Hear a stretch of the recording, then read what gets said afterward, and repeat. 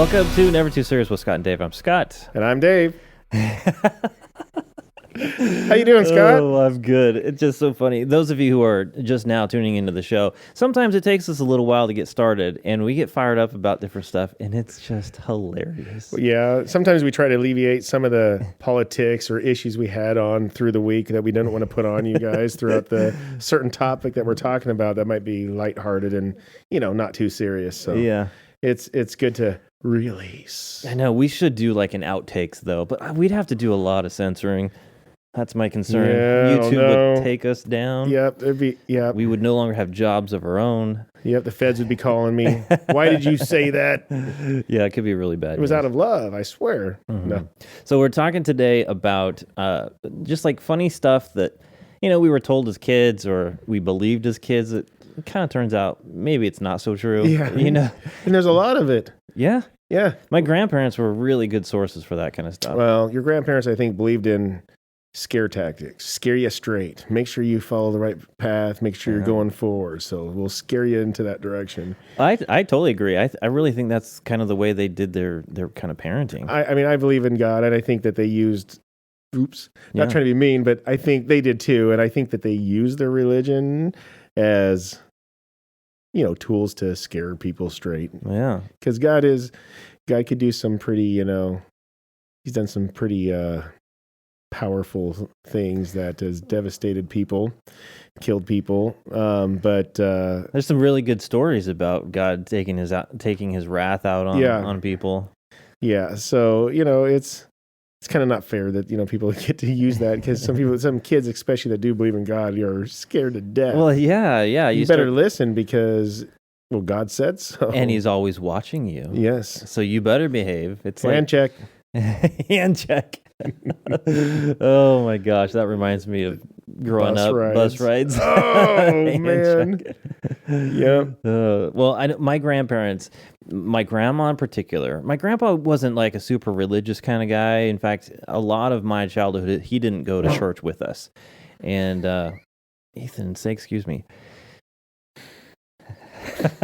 Excuse me. Jeez. Wow. That was a big one. Quesadillas. You got to stop with the gas station food before the podcast starts. Oh my goodness. That's like shredded beef taco. Oh my Someone crack a window. Yep. Anyways, you were saying. Oh yeah, so I was saying. Yeah, your grandfather ripped Yeah, he ripped. No, that's not what I was saying. So my grandfather. Yeah. He didn't go to church with us much when we were growing up. My grandma was really the churchgoer, and she used to bring books home to read to us. Every night that we'd stay over at her place, she would read us stories before bed. And she had a whole bunch of different books that were very like religious, type texts that were not necessarily like Bible stories that were from the Bible, but they were. Oh, gosh, I'm not explaining it very well. They are Bible stories, but they're not written like the stories in the Bible. They're sort of embellished. Okay, Does that make sense? Sure. Anyway, and one of the things that she was telling us is that dinosaurs weren't real. Sure. Because as a kid, of course you're fascinated by dinosaurs. Well, yeah. Especially because they're real, right? I mean, that's part of it is that I thought that, because this is new to me because, not new to me, but you've mentioned it to me recently because, we were raised the same religion and your grandma put some spin on some things. Yes, she did. And I've never not believed, I've never tried to cross paths between my religion and dinosaurs too much, a little bit, since I've gotten older. But at the time, I believed in them, but you didn't get to? Yeah, Or you got shamed for it? Because my grandma told us that dinosaurs were not real. They were created by man, and that the dinosaur bones that we see today are actually planted by the people who are discovering them. Man. Yeah. That's where all our tax dollars are going to. And I want to say that this was like early on when Jurassic Park was coming out. What? And what a great movie for a kid who, is interested in dinosaurs. The CGI that they use, the models. That is still one of, I will say I've never said it like this out loud, but one of my favorite movies, I guess, because I always go back to watch, if I have to go back and want to watch like a repeat of a Jurassic Park or a good action film, Mm-hmm. I want to watch the first one. It was what you were saying. Yeah. It was magical, and they brought it back to life, and it can bring the little kid out of me, because as a boy, I would think girls, but maybe more boys, Mm-hmm. but it was intriguing. But always, what was intriguing to me is that I always believed that they used to be here, though. Mm-hmm. That was the cool part about it. They're not just monsters. Well, you know what I mean? As I've gotten older and I'm totally into science and, this type of stuff, I watched some shows on the Ark Encounter. It's a museum over in, I think it's Kentucky.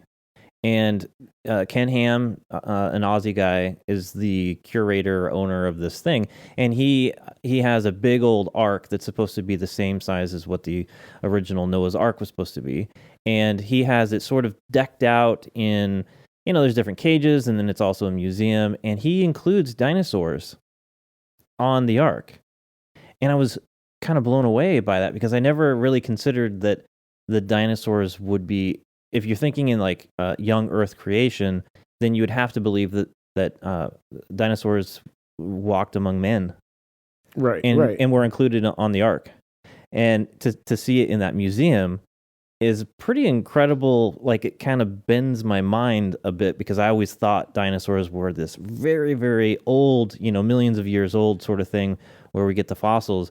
But he portrayed it as if dinosaurs were on the ark. Right. And that's interesting, because I never really thought about that too. But if I went back far enough, it would have to be. It just makes me wonder what my grandma would be saying today. Oh, blasphemy. Maybe. Maybe. She saw a tattoo of mine that I drew myself in an unsatanic way, and she's like, "That's satanic." And I'm like, "No, it's not." And I'm like trying to look at it again. It's got an upside down cross. That's not a cross. It is. Look at it. And I'm like, "You're just making stuff up." I remember that conversation. She was just trying to find things. So it's like, that was during the satanic panic, right? When we were, I wasn't panicking. I guess she might have been. She was. You must have heard about it, because that's your grandma. I mean, I don't want to go down like a total religious, pathway here, but I remember that conversation, because my grandma was so against tattoos, and then this was during a time period, I believe in the 90s, where churches were having sermons about Ozzy Osbourne and Def Leppard and AC/DC symbolism. Talking about, if you play this record by the Beatles backwards, you're gonna hear, worship the devil, or some of that's true. And the thing is that it was such a panic at the time. My grandma interpreted a lot of stuff as like devil, and that's where that tattoo took her. Oh, I believe it too. And you made it yourself. Yeah, it's like, oh, that's not what I was going for, but I'm glad you took it as satanic. That's great. Yeah. Thanks a lot, Grandma. Yep. Like, why don't you shave? Sorry. That's my. It wasn't my grandma. Of course, I gave her respect as such, but I could say such harsher things because I'm not my grandma. So some of the other things, and I kind of was talking to producer E earlier about some of these things, because he's a younger generation than we are, and he was just talking about some of the things that he thought were sort of, he was led to believe, when he was younger. Ethan, do you have a one off the top of your head that you would mention? One of them was that watermelon seeds will grow in your stomach. Yeah. And that's not true, right? Yeah, that doesn't typically happen. Why? I think it just passes through. Oh. I mean, I don't think I don't know what people. I don't know what the reason why people told them not to. Stomach acid in there, and it probably. I mean, you see corn, don't you? It's just a question. No, I don't see corn. What are you talking about, Dave? Yeah, no. This is a family show. You Dave. must chew up better. Oh, good to know. Just kidding. I didn't get that memo. Just kidding. Ethan had mentioned one other thing about seeds. Do you remember the conversation we were having the other day about cherry seeds? Oh, cherry yeah. Pits? If you break open a cherry pit and then eat it, it has enough cyanide in it to kill you. So, yeah, that's not true either. I think that's been debunked a few times, but I believe it has cyanide in, but I think it's going to take a lot. No. One of them can. It's just you don't get through the actual. You don't get to the whole. Yeah, it's only on the inside. The pit will just run right through you. Really? It's like the corn I you're still talking think about. that they had proven that it's still not enough in one pit. See, I wonder because the internet has a lot of this stuff that says, "Oh yeah, it's true," and Well, you look see, that's you look when we just deeper, don't and then know. you go, "Wait a minute." So look that up at it, just Yeah. out of curiosity, because that's a different angle to it. Yeah, in fact, check. So, and since you were talking about that one, Mhm. ingesting things, we also talked about gum. See, Oh yeah, that's right. You don't want to swallow your gum. That's bad news. You can't do that. It'd take you 7 years to pass it. Yeah, my grandma did tell me that. Yeah. Because I used to chew gum as a kid, like the Hubba Bubba, Yeah. the bubble gum. See how large you could blow your bubbles, and Yeah. then I just swallow it. Yeah. She got so mad at me. It's funny because I wonder where they got that from. Yeah, I don't know. Because that's not true. oh, of course It'll not. pass through you. Yeah, Like or it'll anything just. else. I mean, I have fallen asleep with gum in my mouth. Have you ever done that? I can't recall doing that. It is horrible because it breaks down in your mouth. It Oh, becomes it pasty. separates itself, and it's like it kind of just separates, and then you get all these little tiny pieces that don't really stick together anymore. It's horrible. And then when you brush your teeth, it just gets all stuck to it's really bad. I can't think I've done that. Yeah. Can't say I've done that. Yeah, so it definitely does not. So what do we got here, Ethan? Cherries, apricots, plums, peaches, and cyanide. Don't freak out if you accidentally swallow a cherry pit. Huh. They rarely poison when eaten whole. Okay. Oh, but whatever you do, don't eat a broken pit. Okay. Okay. Really, it tastes really bitter and generally impossible to chew. The stone of certain... What? I gotta zoom in a little bit. My eyeballs are not very good. The stones of certain stone fruits, like cherries, apricots, plums, and peaches, contain cyanogenic compounds, science talk for, stuff that your body can turn into cyanide. So, how many cherry pits is a lethal amount of cherry pits? After some quick Googling, they found that hydrogen cyanide is lethal at about 1.52 milligrams per kilogram, meaning that it takes little more than 0.1 grams. A dime weighs about 1 gram of the toxin to dispatch a 150-pound human. Oh. A single cherry yields 0.17 grams of lethal cyanide. Wow. So you need to have 3 of those. No, you just need 1 I thought it was a 1.52 milligrams per kilogram, meaning it'll take just a little bit more than 0.1 grams. Gotcha. So this one could kill you. It's just if whether or not it's a broken pit or not. Yeah. good to know, because I was just thinking about getting cherries and chewing on them. Yeah. I didn't know that. I love cherries. I thought that they've done actual breaking down of the cherry seeds and well, I guess it looks like they did that, but I thought I seen somebody do that and found that they weren't as bad. So, but I wonder if you would like start to throw up or have digestion issues before it actually got into your bloodstream.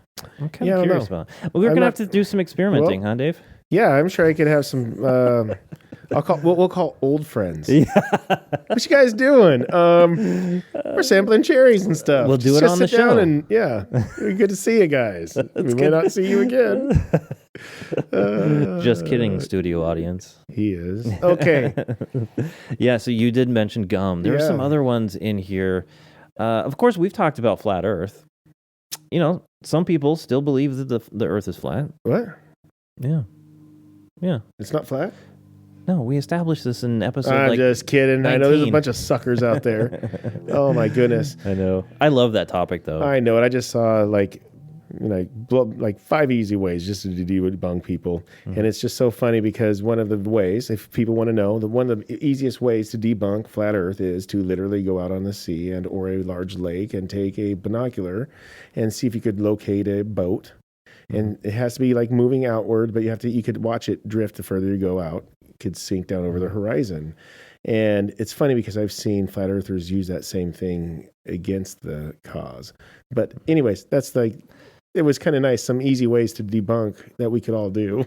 I think they just need to get a flight on SpaceX, Virgin Galactic or Blue Origin and see it for themselves. That's right. Why not? They don't want to because it would destroy their whole lives because that has to consume them. Oh, a flat earther it's like a cult. Has to consume them because everything is a lie to them. Mm-hmm.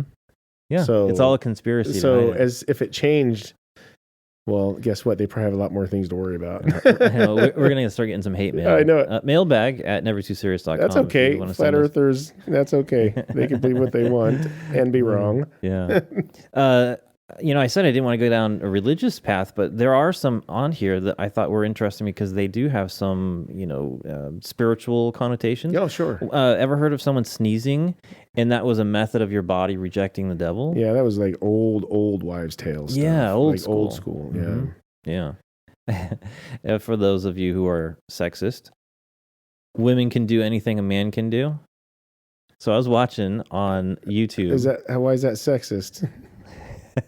Because no, we're gonna start getting that mailbag filled up. So I was watching. It was really interesting. There's this guy, and I didn't write down his name, but he's like a podcaster, commentator on YouTube, and he had his topic was on that women in professional sports cannot perform at the same level as men can. They can still do it. They could still do it, but they were talking about tennis and how Serena Williams is arguably the best female tennis player in the world, if not comparable to everybody. Yeah. And so, Ethan, do you remember the male tennis player? It's like suddenly just disappeared from my brain.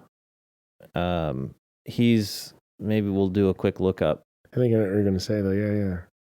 John McEnroe. Dustin, thank you.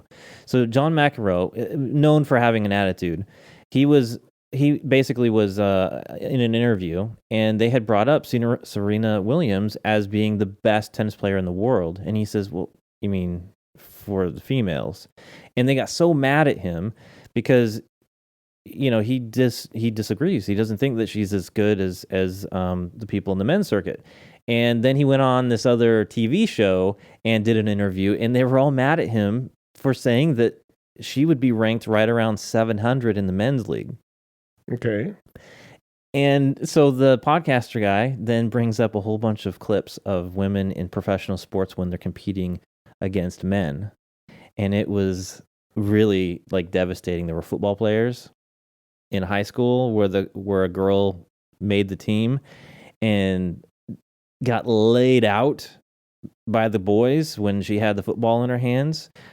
Tennis when they're doing doubles and they're like mixed doubles, and they're not getting into and the guy is serving against the girl, and they can't even like keep up. It's like an ace over and over again.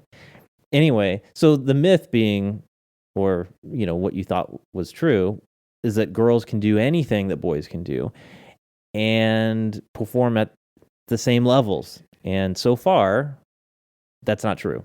Well, I try to take it literal as anything. Mm-hmm. So we all know that we all, boys and girls or whatever 100 other ones of you do something different or something special and women do. I don't care what anybody says. A real man cannot get pregnant. Okay.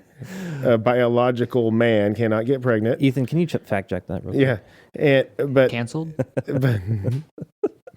But a woman can, and that's the beauty of our differences. The beauty of our differences, because we could do a couple things. Now, again, they can do primarily, and I'm not even trying to say to a certain level, but women could do anything that a guy can do.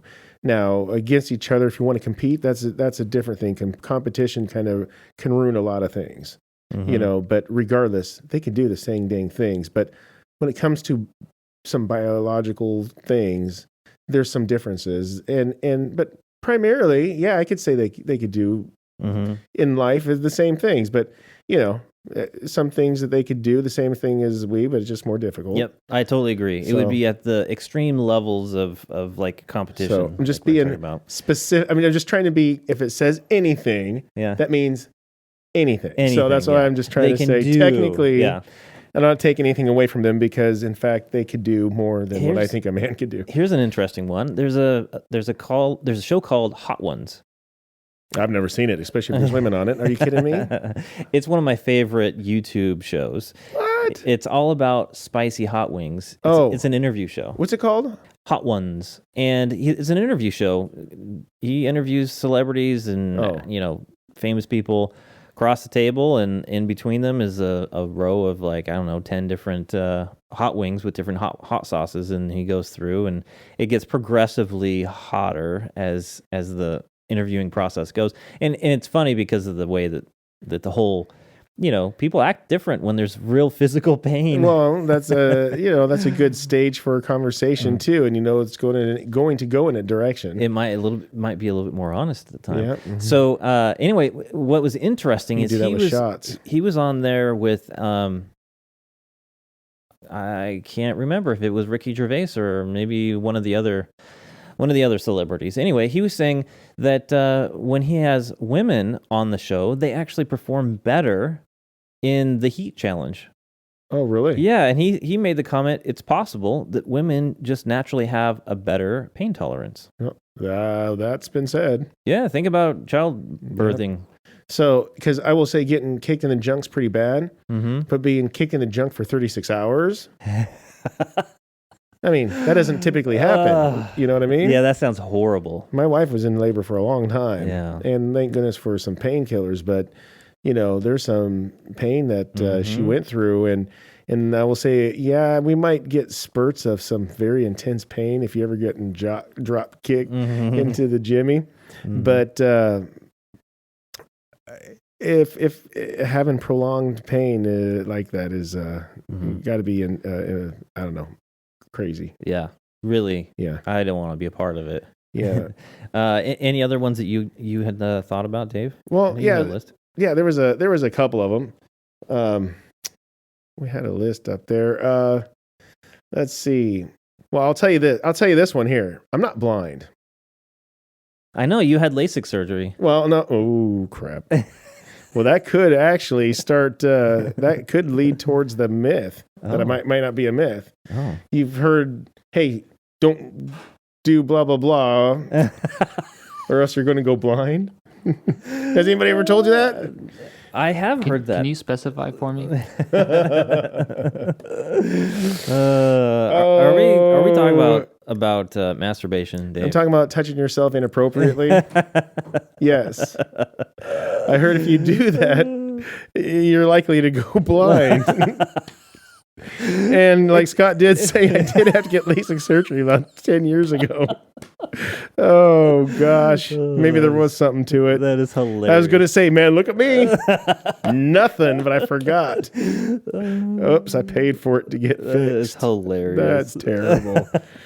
I do have a problem then. No, that's fine. You can get another surgery. Wait, so is this the reason why you need LASIK? I will say, it might be able to help you out of the situation. Yeah. I'm tired of wearing contacts. I've also heard of the one, don't swim before you eat. Did we already talk about that one? The cramping thing. Yeah. Yeah, what's the basis behind that? I don't really know the basis behind it, but I mean, I really don't know the basis behind it. I do know that in some activities, I knew that when believe it or not, I used to run longer distances, and we had to make sure we didn't drink so much because we get these killer side aches. Oh, yeah. And I don't know where it came from. I have no idea. But I used to when I was a kid, I used to swim, even as an adult, but used to swim all the time and never cared about what I was doing, whether I was eating or when I was eating, or nobody stopped me either. Mm-hmm. But I never cramped up. Yeah. I don't remember cramping up. Well, so the side ache thing is really, it's from what I recall, and maybe Ethan should fact check me here, but is it when you're eating, your stomach starts to do the digestion process, and that requires more blood flow to those organs participating in that process. And so when you're running and you've got the need for blood flow in other parts of your body, when your stomach's digesting, then you can create some problems. Really? With I remember as a grade school, running all the time, getting terrible side aches. Yeah. I also ate terrible with it too. Yeah, and I think there's some like breathing techniques that you can do to kind of minimize some of that cramping. But I think the cramping Hold your breath for 7 minutes and it goes away. That's right, it does. So does everything. So does everything. But I think that the cramping that they're worried about with swimming is really larger muscle cramping, like legs or arms, and not being able to do what you need to do to keep your head above water. But I think about it in like swimming pools and stuff, there's not a whole lot of danger in those areas. But if you were out in the ocean, if you were out where you definitely couldn't touch the ground and there was no quick place to grab a hold of, yeah, I can understand maybe a little fear of muscle cramping. But in general, I don't know that that's even a thing. If you're dehydrated, that would probably contribute to more muscle cramping. Right, but that's not. But that means you should get out and maybe eat and drink something, right? Yeah. I mean, right. I just don't. I think it's. I think it's been proven that that's not really a thing. And kind of being out in the water, since that's what we're talking about. We also talked about our hands pruning because you're in the water so much, so your hands would just swell up with water, but. It's found that it's not necessarily swollen up with water, but it's a natural reaction or a natural. I think they call it a autonomic nervous system. It happens because of the autonomic nervous system and is thought to have. Because it's thought to have evolved because it gave our ancestors better grip in wet environments. So it's supposed to like activate something that's supposed to give us better grip. So it's a activation in us. Like it's turning on a switch, our body knows when to pump in some adrenaline, our body is supposed, so it's not necessarily, because sometimes I will say that I've been in the water, I'm like, oh my gosh, my hands are already, pruning up. Yeah. But if it's just a natural reaction, then maybe they were just, I wonder if it's, if it would matter with like different temperature or like if you're in a chlorinated versus, I don't know, like salty water. Right, because if I take a shower, I don't notice anything, but, if I'm in the river for a short period of time, I definitely notice it right away. Yeah. I mean, I don't know about right away, but pretty quick. Yeah. And I mean, not even being like in the raft, I can notice it pretty good just getting splashed on a bit. Yeah. So there could be a temperature thing. That'd be interesting to dig into that. Yeah, that would be. But the thing about it is I think it's a natural reaction. It's not a being swelled up. I guess that's probably why you're not absorbing that water. Your elbows aren't growing or swelling up with water either, retaining water. But I do know that if you're unfortunately out in the water for long periods of time, I've heard of shipwrecked people are out there in the water and they finally get help and they go to pull them in the boat and their bodies have just soaked up with water so much that their skin just becomes it comes off and stuff. So it can absorb after a while, but that's not this. But it can eventually. I wonder if that's a saltwater thing. That could be too. Yeah, because I know like some fish, they don't do well between fresh and salt. Yeah. Some species can handle it just fine, but others, that's a death sentence. And that I don't know if maybe that's just a gill thing or if it's actually their skin. I don't know much about that particular area. On a previous episode, we were talking about water witching or dowsing. Remember that? Yeah. I had to do a little bit of looking up because my grandparents taught me how to do water witching when I was a kid. They were, they had like 14 acres out in Estacada, Oregon, kind of out in country, forested area, and they built their own cabin on there from the trees that were on their property. They were kind of into some stuff that, well, obviously my grandma was into different stuff that turns out not to be a real thing. I know. But this one, I thought for years was a real thing. And I was working with, he's an engineer that does like, groundwater and, prepping soil before you build on it and that sort of thing. And we were just got in a conversation about, water witching. And I said, yeah, my parents taught me how to do that. And he, brought to my attention, that's not real. What are you talking about? And so, of course, I didn't even consider it until someone brought it up to me. But Ethan, you want to bring that up? So there's a link here. It talks about water witching, and I was taught to do water witching with two metal rods. They call them L rods because they're shaped like an L, and you put them in your hand. Like I don't know, a few inches, maybe 6 to 8 inches or something apart. And as you walk over different surfaces, it's supposed to. The rods are supposed to then start to cross, and when they cross, that's supposed to determine that's the X That's the marks indicator. spot. That's the indicator. Water is here. Yeah, and I actually watched a YouTube video, and it was way too long. It was like 15 minutes. 15 minutes I'll never get back. And there's this guy teaching you how to do this technique, and it was so funny how he was explaining because he was so serious about it, like really describing, how to hold it, how to walk around, how to keep your hand steady. And I mean, it was like 15 minutes of... Yeah, but 15 years ago, you'd have been like, oh, right on, dude. No, I'm doing it. Totally true. Totally true. I would have gone out in my yard to... So your grandparents taught you that? Yeah, my grandparents So your did. grandparents taught you Witchcraft? water witching is good. And that, taught you witchcraft. And then lied to you about the devil, the Bible stuff. Yeah. Oh, my goodness. I know. You're a disaster. I You know. need to go get more help. My poor childhood. Oh, my gosh. I know. Here's another one. Yeah. And this is, actually related, because it comes from my mom. And I know, Mom, sometimes you listen to the show and I love you. But when I was a kid, she used the scare tactic of when you kiss a girl, you've kissed every boy that they've ever kissed. It's because she wanted you to be a girl anyways. She was hoping that you were the girl to be the girl, and it didn't... I mean... Okay, that might be true. It was close. It Although, was a near miss. Although I think after 2, I think Robbie probably was supposed to be the girl. Well, she had to say that after. Well, they weren't Maybe sure every with single you. one of They us. still weren't sure with you. They still had to but yeah.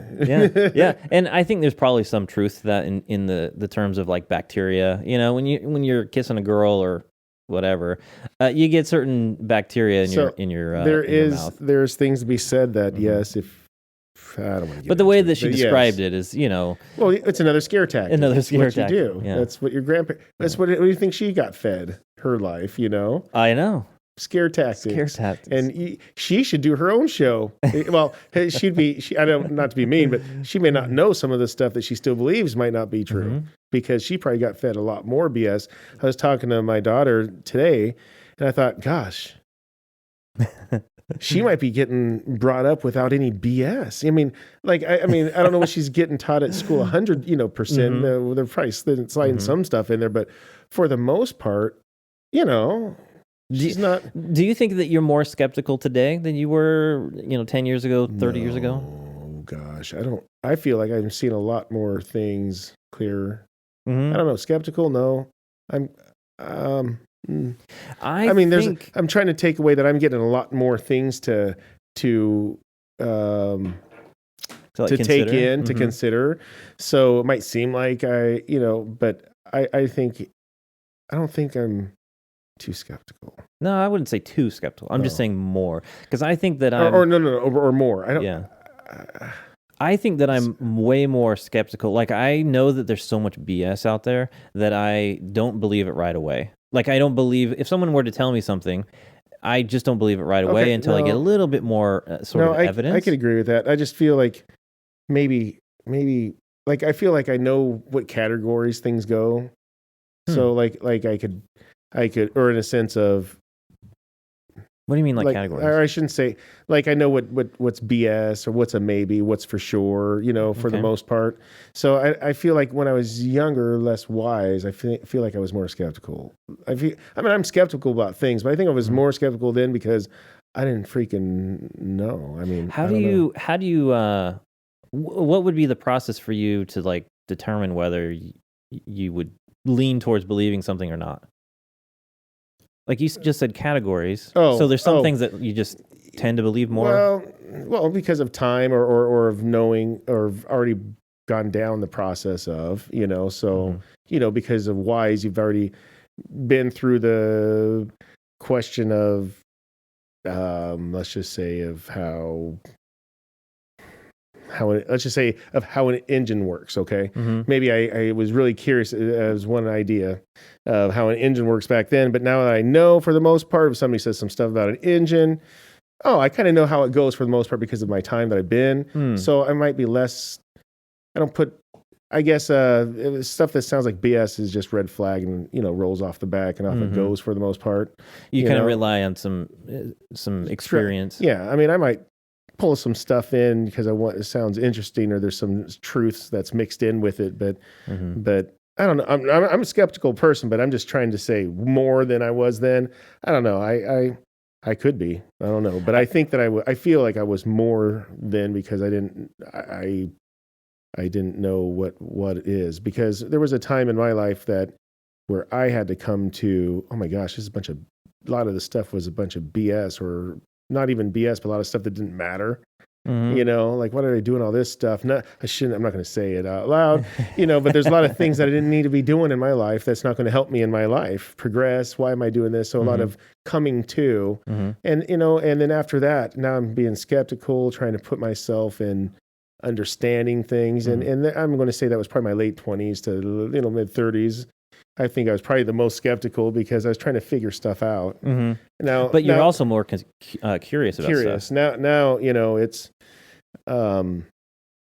again, skeptical, yes, but I don't think I feel like I don't feel like there's some things I wouldn't even ponder talking about. I think for me, there's a sort of a level of believability in, I'll give you an example. If someone says, like, my uncle says, hey, by the way, so-and-so just won the lottery. I go, oh, well, I guess, it happens. I guess I could kind of believe that. Sure enough, she actually did win the lottery. Yeah. But then if someone says, I was abducted by aliens. Right. That's a new level. It's a category. That's my. Okay. That would be your category. Yeah. So I feel you. So so some things I wouldn't even, but if somebody goes some UFO, well, that's in the, that's harder to believe, but not for me. To prove UFOs, aliens I can't, but UFOs I can prove that. Yeah, but like if you got abducted by abductions and stuff, no. I mean I could. Nah. Sex trafficking and abductions and stuff. Yeah, that happens all the time, unfortunately. But aliens and stuff. Oh, alien. Oh no, never mind. We're getting too far. There's another one because I think it's important. Is Gas X is brought the next one? Yeah, and this show is brought to you by. We're having some. We're gonna have to get a new chair for Ethan. I think is that what it is? It's just gonna be a show of fart jokes. Oh golly gosh. That's so funny. That's what I would say if I farted on air too. So, anyways, I wanted to say this because it could save a life. Yeah. Okay, so I was told. Now, I have heard that it was told to like bunnies. Like if you see a baby bunny, don't touch the baby bunny because the mama bunny won't it'll abandon it. The scent of humans. Yeah. To be fair, I don't know that one, the truth to that one, but I'm here to talk about birds. Yeah. Because I just saw a video. I was told, at least for me, and I've heard other people. I felt like I was the only one that was told this, that if you see a baby bird and it's fallen out, help it out. So, but everybody else I've ever heard was told the same thing about. Most any babies in wildlife, just leave them alone, or else the mama may not, or the parents may not accept them back because of the human scent, and that's true to some. And I just watched a video of this guy that saw a baby bird, just a little like a inch and a half long bird, and falling out of a nest or something, and it's just squawking, needing help, and he's like, "Oh, don't touch it because." The mama won't help. And I'm like, oh, they don't know it needs your help because so they left it sitting there in the rocks. It's going to die. Yeah. I mean, how about it? And at my point, if take, evaluate the situation because, the mama may reject it versus it's going to sit there and die 100%. Let's give it the may 5% chance to live. Yeah. But at least with baby birds, I had to look it up because here I'll say it's not actually harmful to pick up baby birds and return them to their nests, and it will not cause their mother to reject them. I said birds don't really have a very powerful sense of smell, and they probably won't be able to tell if a human handled their babies. So if you see a baby bird, it might be worth giving it a shot than letting it be. Some animals, like I thought, were bunnies. Bunnies could be the same case. I just don't know. But it might save a baby bird. That's an interesting one because when I was growing up, especially my grandparents being out in the country, and we spent a fair amount of time over there. We used to rescue little wild animals, rabbits and squirrels and birds and other stuff, and they always seemed to die, like within the day, relatively fast. And I never understood exactly why. I had some assumptions about, they're wild and they go into shock and their little hearts just end up stopping, and I don't know what's true about any of that, but, I kind of think, yeah. Sure. Save the little birdie. Yeah. Put it back in its nest. You try to. Don't let the neighbor cat get to it. Right. I mean, in most cases, if it's down because it's a bad thing, I mean, if I was worried about the potential bacteria or viruses that you might catch from a wild animal. That's another good conversation because I wonder that too, because when I was a kid, I was around all kinds of animals. We'd have a baby deer, we'd pull it in and nurse it and get it back to life. Same with animals, we'd bring it in. We were raised in a shack that we had baby chickens in it in the shower. They stink. In the shower, that's where they were. They could come out of the shower too, but they were kind of just stayed in the shower. And we always played with them and stuff in our beds and stuff. We were kids, but I've not heard this story. Yeah. Don't talk about it too much. So, we didn't have any electricity or running water or bathrooms in that place. Yeah, my grandparents, for a while, they no running water except for one spot in the kitchen. We had and that was you when you had to pee. Well, I remember getting bathed in that sink, but yep. That's funny because I had to get bathed in the sink in our that shack I was talking about. You mentioned another one about blue blood. Blue blood. Yes. The other one's a real deal. That one is real. A lot of people used to tell us that when I was younger that our blood is blue, but once if you get cut and once your blue blood is exposed to oxygen, it turns red. And why not? Because look, you could see it right there. Yeah, your veins have a tendency to look kind of blue. Yeah, not a true thing though. No, apparently that isn't a thing. No. There's some superstitions that I thought were interesting. Yeah. One that a lot of people had not heard, but I was told as a kid because I was very superstitious as a kid. Luck was a big deal, and not walking, under ladders. That's right. Walking on a crack is supposed to break your mom's back. Nope, hasn't done that. Hasn't happened yet. And I step on every one of them. But one of them was if you put a hat on a bed, that will result in harm or death to a family member. What kind of hat? It doesn't matter. Anything that would normally go on your head. Oh no! Do you have to say who it is or anything, or could just randomly tomorrow somebody's going to be? I'm going to get a phone call. Can I try? Is it the person's hat? I'll be right back. I'm going to go try this out. That sounds like the voodoo dolls. It does. Who the hell says that? That's terrible. Yeah. Well, and somebody will take out their bad anger. Somebody actually had to have a death thought or a thought of killing somebody to go do that. But the thing is, I even believe this through my 20s. I would say even close to those 30s, and I didn't really consider it. My wife and kids probably never really. I mean, none of my friends realized you would never find a hat on my bed. That is true until a couple of years ago. Now it's I don't care. That's why everybody's dropping dead around you. Stop it. I always did think that was interesting though, because you always had a small spot you could always stick a hat, but you always put it on your messy drawer. Yeah, I would never put it on my bed. Yeah. And it's just one of those things you don't realize how ridiculous it is until you see yourself doing it and realize it makes me wonder, what do I do like that? I can't think of anything that weird. Well, you're not really into that luck. No, I'm not a weirdo like that. Yeah. But that's where like my skepticism has completely changed. I don't look, again, if someone tells me something and the likelihood seems relatively unlikely, it's a kind of a big deal of burden of proof, then yeah, I probably won't, automatically believe it. Now, anything that has to do with luck or, voodoo or, there's just things that I just don't believe anymore. It would take a lot of evidence to prove. But so like, like if you were to, I don't know, I could be making up anything. You decide to go for a trip in the next week or so, and you hear on your little trip that says, hey, down this road, there's been like 17 odd deaths in the last.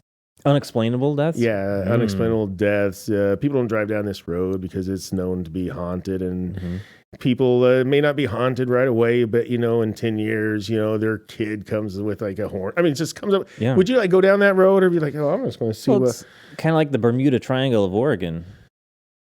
Yeah, this is a crazy place. You don't want to. I mean, I'm a weird person where it comes to like that stuff. Where I'm not superstitious, but I must be if I say I'm just going to avoid that. See, because that would make me superstitious, right?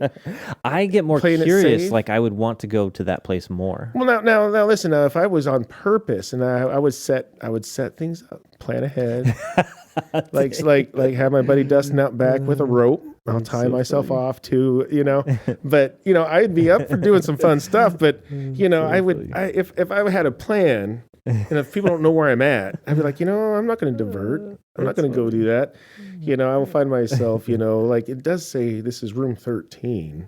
I don't know. You have another one? Why not let's just go with another one? Why not? Right? I mean, you just don't know. Why have 13 when you could have 14? So Dave knows that I'm going to be going on a road trip by myself.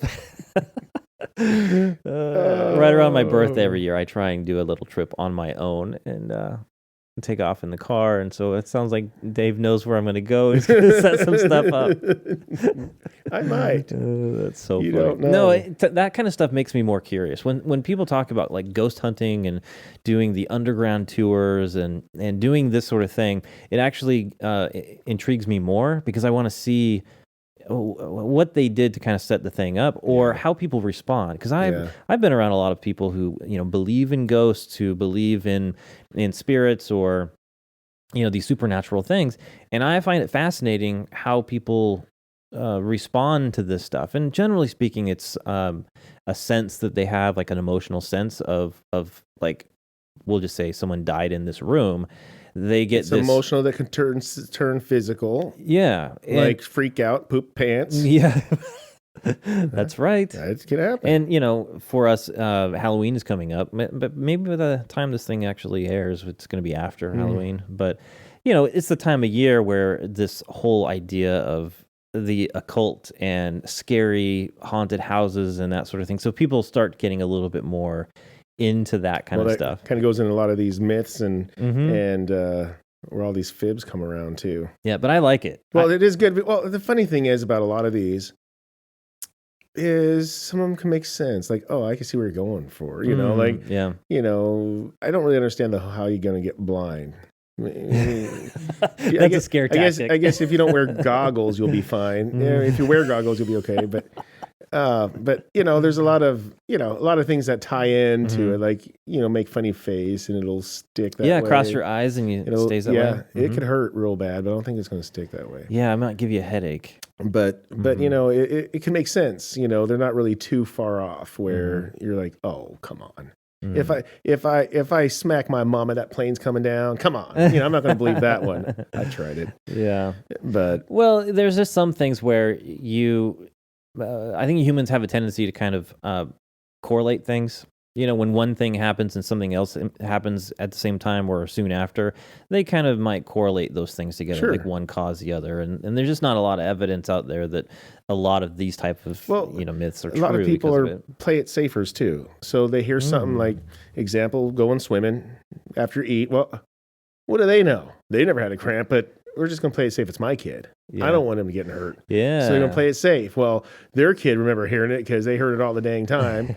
Because I've heard about that about recipes. Well, why do you cut the ends of the ham off? Why? I don't know. Why? Because we always do. Well, why are we cutting the ends of the ham off? Well, come to find out, 8 generations ago, because they couldn't fit it in the oven. But they've been just doing it. This is a story I actually heard. I wish I could give props to the story, but it was a good story and I butchered it. But it was a neat story of how things get passed down, and nobody knows why. Mm-hmm. They just do. It's just you cut the ends off. That way, why? Can because slide you the rest do of the it way in the oven. Well, call great grandma and ask why. She says because you do it. Well, what's great grandma say? I don't know.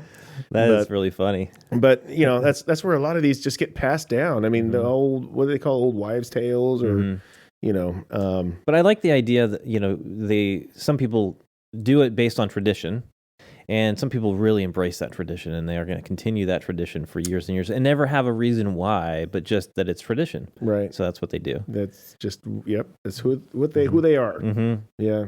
Yeah. What was the last couple of bits on our list here? Lying is always bad. That's a scare thing, I think, from the parents. Yeah. Because sometimes I think lying is appropriate. Yep. If there's a bad guy sitting there and says, do you have a wife and kids? And they're sitting around the corner, it'd be like, hell.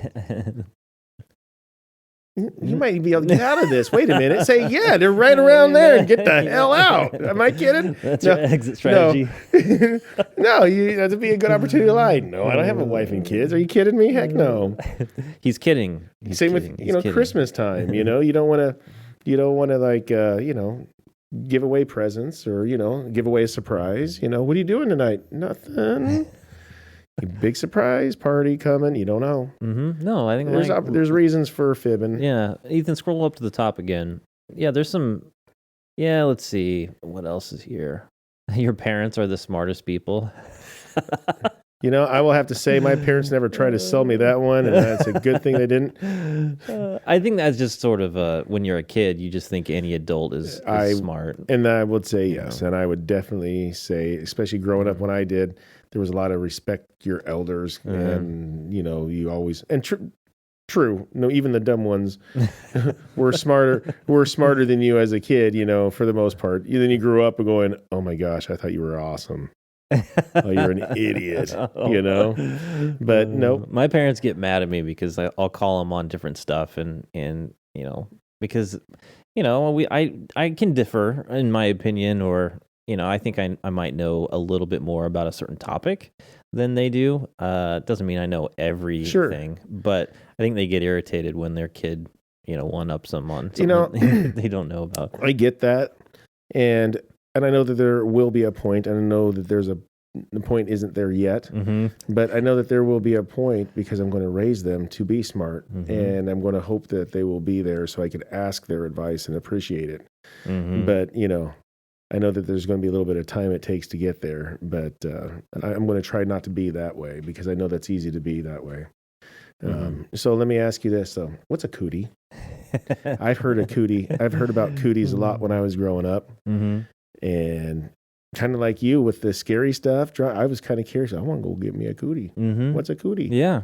If girls have them, I might be interested. I might be interested. Do they sell them by the pack? Do I go get a cootie and bring it to the girl? Is that how she gets a cootie? What is a cootie? It's like a gift exchange.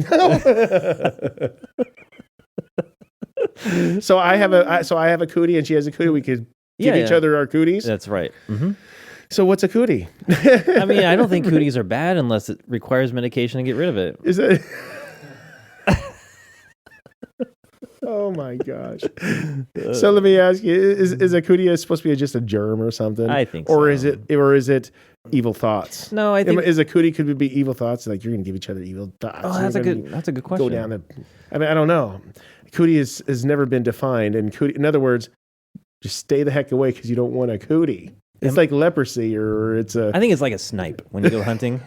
You go snipe hunting. snipe. I mean, I'm going after a cootie. I'll tell you what, I've been around and no doctor. That doctor said I got this and that. Well, hell, he said I got 17 other things, but he never said I had a cootie, and I can't find one yet. No, I don't think my medical chart has cooties. Cooties, no. They go down that checklist too. No. I should go up to them. I believe I have cooties. I don't have a. Is that go under? It's under. The next time I go into they make me do it almost all the time. I go into the. I know I don't go often, but probably once or twice a year I go into the dentist. Mm-hmm. And it seems like once or twice a year I have to fill out the form. Like they don't have a. Sorry, we kept it good up until now, and it makes me mad. A form. I'm like, you have the same form. It's the same form it's been the last 8 years. No, I'm not going to freaking go down that form every time I come in here. But I think the next time I will literally, because it's not a medical. It is a medical, but it's for my mouth. I'm going to put I won't put cooties. Cooties. Let's see and make sure I know how to spell that properly, because I don't want to be an idiot. Yeah, the spell checker didn't correct it when I wrote it down. That's okay. That's so funny. When I was little, I always thought cooties girl cooties turned you into more of a girl. Oh. And then boy cooties would make them be more of a boy. So 3 months ago, you thought that? Wow. Oh, if you could see the look on Ethan's face right now. He's in that transition stage where I'm a man. I'm not a boy, which he is, but he's still. Where's Dave's mute button? That's so funny. My mom hasn't found it, nor has my wife yet. And I'm sorry. Yet. Yet. All right, Dave, let's wrap it up. I think we probably covered these ones. What do you say? Well, I had a pretty good time. Yeah, I got to say, too. it was kind of fun talking about and making you reminisce a little bit. Mm-hmm. Yeah, so, it was funny. It was a good one. Yeah, thank you, studio audience. Thanks, Ethan, for helping produce the show today. Yeah, thanks for being here. I appreciate it. Yeah. Yeah, we don't get to see you as often as we used to. You're a working man now. Man, that's right. A grown man. Grown man. Yep. Yeah. In quotes. Air quotes. All right. Thanks again for listening. Tell your friends about the show. We'd love to grow the audience. You can find more information on our website at nevertooserious.com. And you can find us via email at mailbag at nevertooserious.com. Yeah, go and look at our merch on our website. Yes. That'd be cool. Yeah, Dave's got some merch on today. Yep. I've got my Never Too Serious sports bra on too. I can't show you that. Yeah, I thought it was like a halter top. Shut up, Scott. So until we see you next time, should we end it there, or should we talk a little bit about the halter top? I don't think we should talk about the halter top, Scott. Okay, we can move forward, Scott. Okay, we're good, Scott. All right, thanks again for listening. Until we see you next time, take care and be safe.